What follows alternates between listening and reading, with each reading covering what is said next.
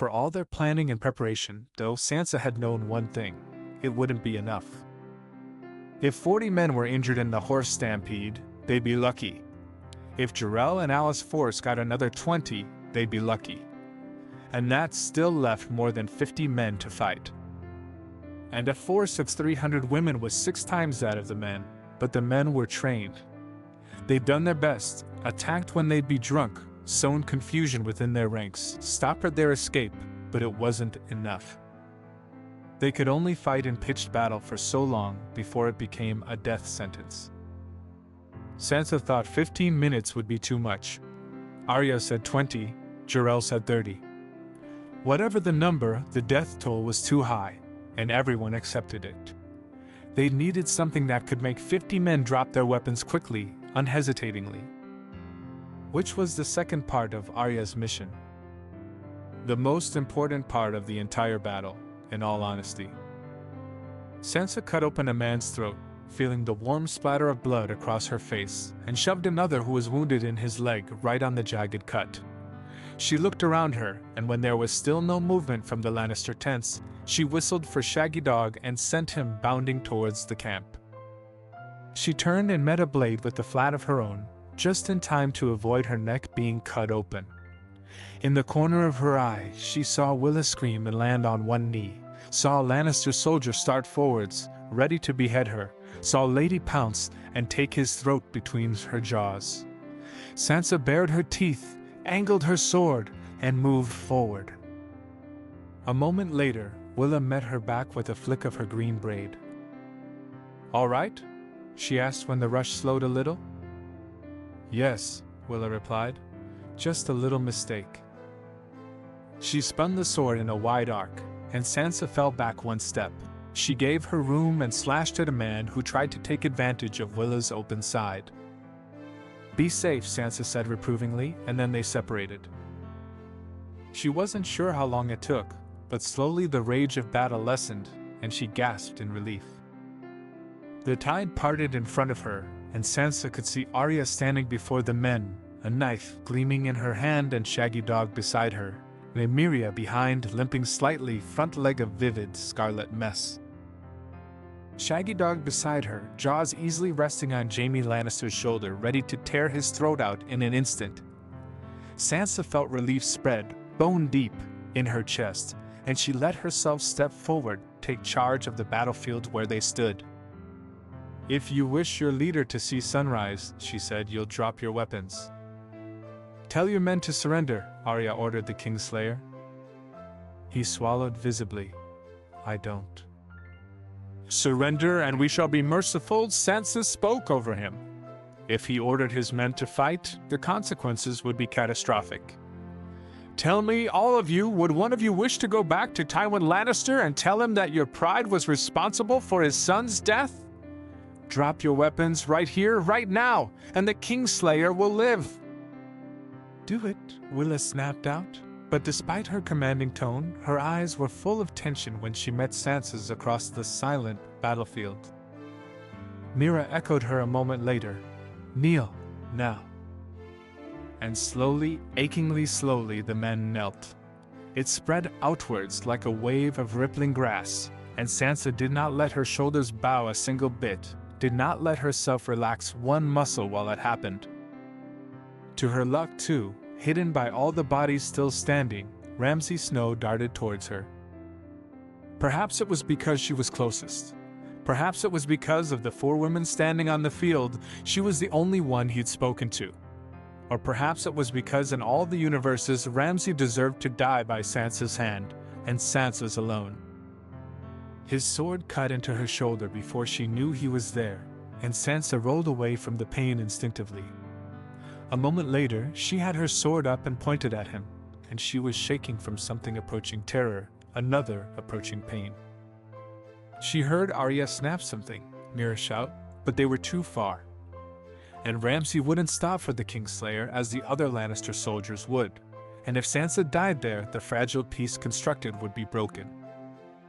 They met and retreated twice more, and Sansa realized dimly that he was toying with her. He could have cut her down where she stood, if he'd wanted to. She was alive only because he was sadistic and vicious and wanted to make her death as drawn out and bloody as he could. Another moment and his mailed fist slammed into her chest, and she could hardly breathe. She could hardly see through the purple dots hazing her vision. If she gave up right there, nobody would know.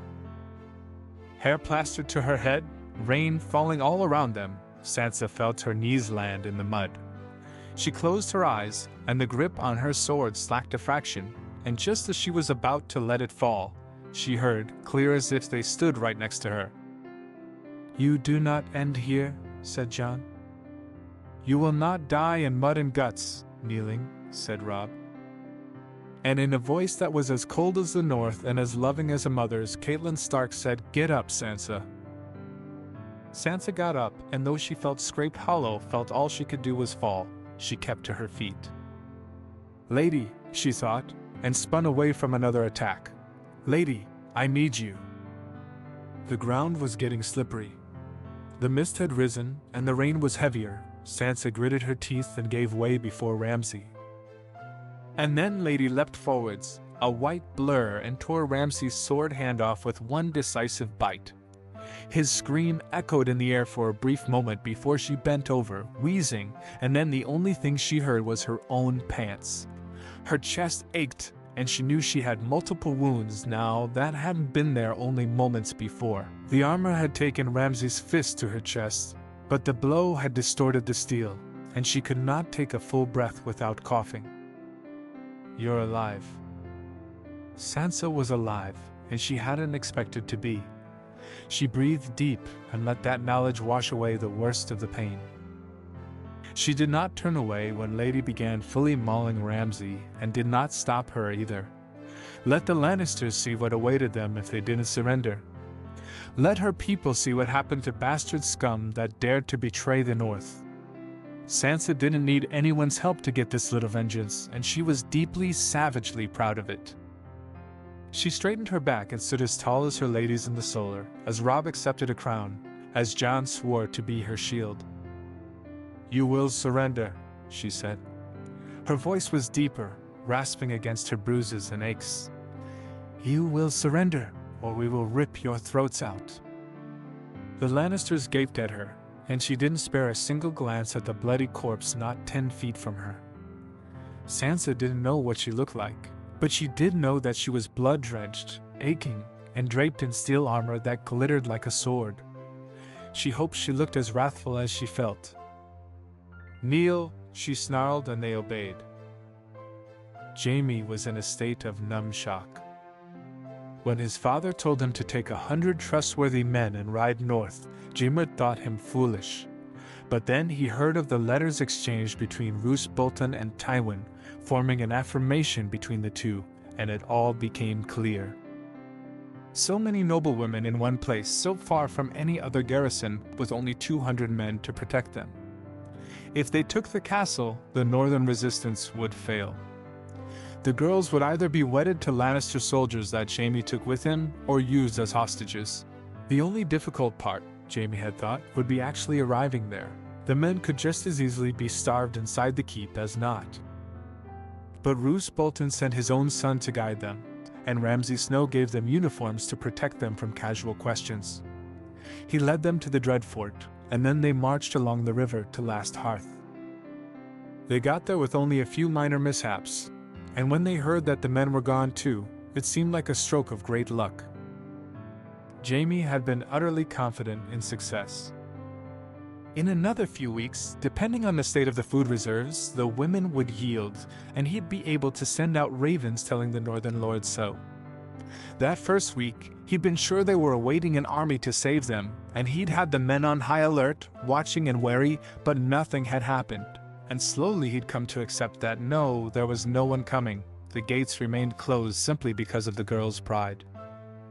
The girls, for they were girls, the lot of them hadn't relented, and he'd become more and more impatient by the day.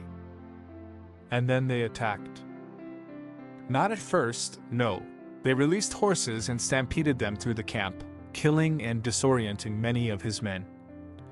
Then they attacked with a force that was 6 times the number of his men, and before Jaime could properly identify what was going on, There was a thin scrap of a boy attacking him with a sword almost too thin to see, a boy with a great bloody wolf next to him. And when he thought he might finally be able to kill them both, another wolf jumped at him, quite literally choking him with his paws before the boy prized the sword from his hand and then dragged him upright. "My name is Arya Stark," the boy said, and Jaime was air-deprived. He could hardly see straight, much less recognize that this skinny urchin was Lord Stark's second daughter. "You will get up, Kingslayer, and if you so much as twitch in the wrong direction, I will have Shaggy Dog bite your head off. Now, move." At the battlefield, it was 4 girls who directed them to kneel, and after Princess Sansa killed Ramsay, gods, was that the fate that had awaited him had he not listened to the second Stark girl? He was dragged away, chained to a post, and guarded closely by the black direwolf. Another girl, with dark curls, drew a horn from her belt and blew it, and the sound that echoed was surprisingly loud for its size. She repeated it twice more. Slowly, gratingly, the gates opened. More women surged out of the keep, but these didn't seem to have the metallic armor of those who had come before. They knelt at each body they came across. Jaime felt his gorge rise at their steady, cold-blooded march. "You're monsters," he said through the dull ringing in his ear. The girl with the horn looked over at him. "You're the invaders," she pointed out, and it wasn't half as indignant as he'd expected. "We're not the ones killing all those who can't fight back," he exclaimed and yanked at his chains fruitlessly. The direwolf growled, and he subsided slowly, resentfully. "You think we're killing them?" the girl asked, amused. "Kingslayer, we're not evil, only desperate. And we're not killing those men. The women are trying to save those they can, and to those who have only a slow death before them, they're noting down their names and then offering them the chance of a painless death. We'll take as many of you as prisoners as we can." "Turning the tables on us," Jaime commented. And then, because she looked amenable to conversation, he added, "Tell me, who made the battle plans? Who won this battle? I'll cut his head off myself, like you northern savages seem to prefer. It takes some measure of courage to do something like this." "Princess Sansa. And all of us, I'd say." She grinned outright at the confusion on his face. "By all of us, I mean all 7 of us, the Princesses' War Council. You've met Alice, I think, and of course you know Arya. But then there's Willa, Winifred, Adira, Jarell, and me. Don't you worry your pretty little head, Kingslayer, on the how. You didn't expect it, and that's the real reason you lost. You got victory by killing us while we slept. Where's the honor in that? Where's the honor in holding a castle of women and children hostage? Where's the honor in taking the aid of bastards and traitors?" She shrugged. "We aren't fools, Kingslayer. Just because we're young, well, your father made that same mistake, didn't he? King Robb's razing half your kingdom to the ground, and there's not a thing Tywin Lannister can do to stop him." Jaime stared at her, and then she turned and nodded to the urchin Stark who'd emerged out of the shadows as if a ghost. "Jarell's saying she needs you, Mira," she said. Mira, the girl with the horn, immediately nodded and headed away. Then Arya turned to look at him, and it was as dangerous as it was contemptuous. "You're a monster," she told him, and Jaime saw the red lines spanning her hands, the bandages wrapped around her neck, the blood still dripping from her pet direwolf's leg wound.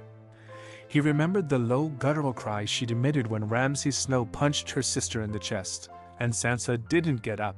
He remembered the give of Jory Castle's skull under his sword, and her father's cry when he saw it, almost the same as her own. Yes, he thought, this love makes us all monsters. Sansa flinched only when Arya clapped her on the shoulder and then shouted loud enough to bring the attention of half the army. After the battle, Sansa dug her hands into work beside the other women who didn't need medical aid. She'd helped bandage the worst of the wounds, helped sew the larger cuts closed, helped hold down those whose limbs couldn't be saved and needed to be cut off. After she took her armor off, she found that she could breathe easily, and bruises were not something that were in their repertoire of healing, so she just gritted her teeth and bore through it. And then Arya tapped her shoulder to get her attention, and her hand came away a dark red, and Arya started to shout for help that simultaneously annoyed Sansa and frightened her half out of her wits.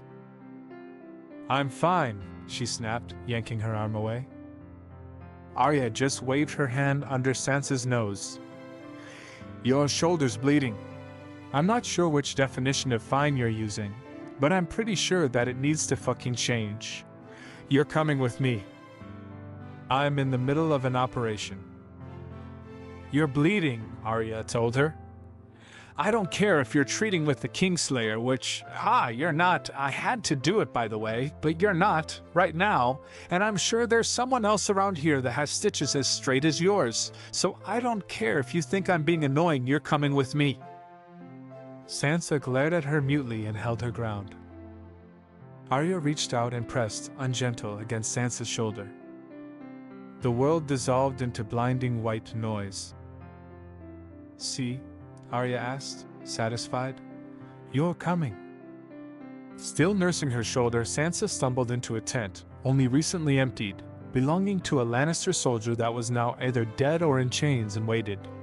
Arya came back a few moments later with Winifred in tow. "Stitch her shut," she ordered, and then strode out. Sansa sent Winifred a wan smile and winced at her reproving look. But Winifred said nothing as she approached. It was only when she poured the spirits over Sansa's cut that Sansa decided she could be just as heartless as Willa at her worst. A day later, Arya approached Sansa for the first time since she shoved her into a tent. "We need to send ravens," Arya said quietly. Sansa had washed the worst of the blood and grime from her face and hands, but her clothes were the same. The others had taken turns sleeping and recovering from the battle, but Sansa had only commented on everything that yet needed to be done, had only said she was the leader of the castle, had only said she was yet needed, and they'd accepted it. But here, in the dawn following a bloody battle, Sansa looked exhausted and miserable under her masks. "We can't," she said. "Why?" "Because if we send it to anyone and they tell the Boltons, we'll be damned." Sansa tipped a look over at Arya, all blue-eyed and steady. "Because there might be other bands roaming the countryside, and if they find out we have only an army of scarce 300 women to defend ourselves, we'll be verily damned." Arya arched an eyebrow, but before she could speak, Sansa continued. "No, I don't think it's terribly likely. But I do think it'll be another fortnight, minimum, before anyone comes close to us, and I don't think we can face another army, and I'd much rather wait and have a force of men beside us and full food stores before taking that chance." "So no ravens," Arya said glumly. "No," said Sansa. "No ravens? No communication at all. They left us to our fate, didn't they? They can wait for a fortnight." Arya looked at her sister and wondered when she'd changed so completely. "I like this new you," she told Sansa, and when her sister's expression didn't change a bit, Arya added, "And you need sleep." "I'll hold the castle, Sansa, don't worry, and I won't send any ravens either. You go, get some rest and change out of that damn dress.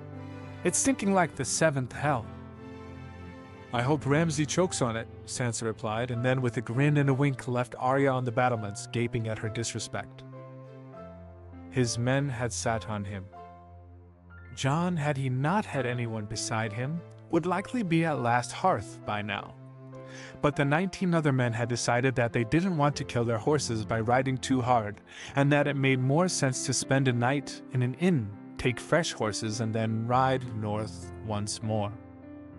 Jon hadn't expected them to lock him in his room. Not that the lock had stopped him per se, but it had slowed him down enough that the men had been able to take his horse and sell it. Before he could yell at them, they told him they'd give him another horse back in the morning. "We need rest," they said. "We'll be of more use if we have sleep and good food. We'll leave before sunrise tomorrow. We'll give you a fresh horse tomorrow. Now sleep." But how could he sleep when Sansa was imprisoned in a keep of the Lannisters? when Arya was with her, when Rickon was with her. So Jon toured the small town, more a hamlet really, and as he paused at a tailor's little stall, the man next to him started talking to the tailor of a strange tale. "They're calling it the Battle of the Valkyries?" the man began excitedly. "Them Umberfolk, I mean. Say an army came through, all pretending to be Norwegians and tried to burn a castle down and were going to win, and then another army came sweeping out of the mist and took 'em down." "Fucking bastard pretenders," the tailor said. The man grinned. "They say the army was led by a Valkyrie, you know, all red-haired and scary as those wildling raiders. The only banner they carried was her hair. She killed one of them traitors, and then her black-haired sister took their leader and right near slit his throat." "Is it true?" Jon asked. For some reason, his heart was pounding. For some reason, his chest ached, and there was a ringing sound in his ears. "Who knows?" the tailor asked. Then he nodded to the cloth. "Are you buying, boy? If not, I'm packing up and going home." "No," said Jon, and moved away.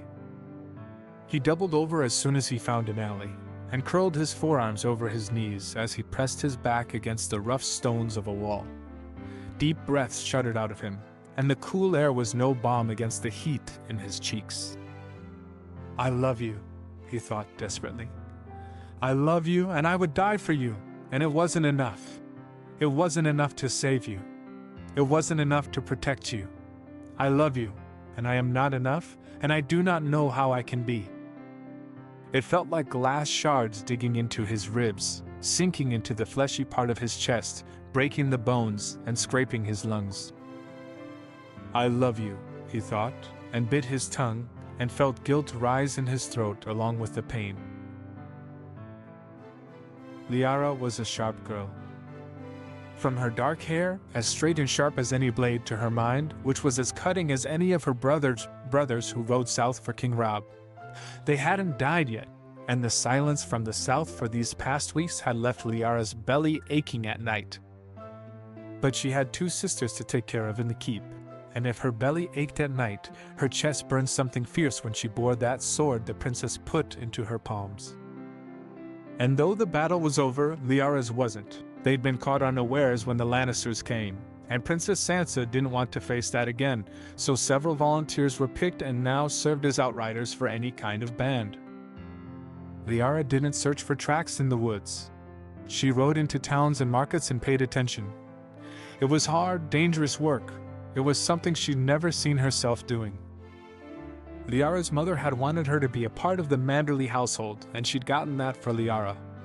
She'd wanted Liara to be a lady, and Liara had been flawless at it for 14 years. And now, she was a spy, and a scout, and a lady all rolled in one, and she'd never been prouder of herself. "You saw those men, though," murmured one girl as she exchanged coin for bread to the girl behind the counter. "Wasn't that leader handsome?" "He didn't even look around," the shop girl exclaimed. "But oh, his eyes, so handsome. I thought I could melt in them." "Didn't pay attention to that," said the first, waving a hand easily. "But his mouth looked pretty. And those shoulders, I think I died seeing them." "Aye, the gods threw you straight into the deepest hell," the shop girl said. "Brought you a man who's ruined you for all others, and you don't even know his name." "And blue-eyed Rez thinks I'm the dramatic one," the first said dryly, and finished bundling up her bread. When she was gone, Liara insinuated herself as inconspicuously as she could into the shopgirl's field of view. "Listen," she said, once the rest of the customers had gone. Liara leaned against the counter, produced a silver stag between her fingers, and watched the girl's eyes gleam with greed. "I just want to talk to you about that man." Sansa's eyes felt as if full of grit. And then a lady rode into the keep, bent low over her horse and still hooded. Sansa drew back and her hand went instinctively to the pommel of her sword. But the lady only dropped her horse off to the stable hands that came forward, and then retreated into the keep. In the beginning, when a scout returned, there was a surge in tension. Now most of the women only barely registered it. Sansa, too, forgot it easily enough. at least until Adira knocked on the door to her solar, face stiff and controlled. "Am I disturbing?" she asked, nodding to the open ledgers. "Not at all," Sansa grimaced, scrubbing a hand down her face. "Just trying to maintain the food supplies. And we're running low on firewood, so we're going to need to go into the Wolfswood soon. I'd welcome a distraction, in all honesty." "Well, this isn't even bad news." Idara grinned, and it was startling on her usually reserved face. "Turns out there's a band of Northmen coming here. Soon." "What?" Sansa sat straight up, ledgers forgotten. "Who told you?" "The scout who came back this morning. She was down south and heard news of a group of men. After some asking around, she found out they weren't Lannisters or Boltons." "She's sure?" "You can talk to her," Idara offered, "but she sounded fair certain." Sansa ran a hand across the back of her neck and felt shivers run down her spine. Fear and excitement, a potent amalgamation, dripping like water down her back. "I will," she said. They rose and were halfway down the corridor when the warning bells rang. Sansa exchanged an alarmed look with Adira, picked up her skirts, and ran. The gates opened, grating against the stone, and Sansa felt impatience itch at her fingertips. Through it, slowly, she could see flashes of men, but not with the blonde hair of Lannisters, not with the bloody X of Boltons. There was only a single banner flying, she realized abruptly, and it had a pale direwolf sewn into it. And below, with an expression of such sheer, devastating hope written across his face, Jon awaited her. The gates were barely open when Jon darted forward. Later, Sansa thought that his intentions were mostly proper. She thought that he wanted solely to embrace her and then press a kiss to her cheek. She thought he wanted to keep them a secret for some more time. But that wasn't what happened. No. Jon raced towards her, and then Sansa was in his arms, and though she might have been able to control herself right there, when he turned his face to kiss her, she turned too, instinctively, and their lips met. And then there was nothing in Sansa of control or propriety, just an aching, all-consuming need.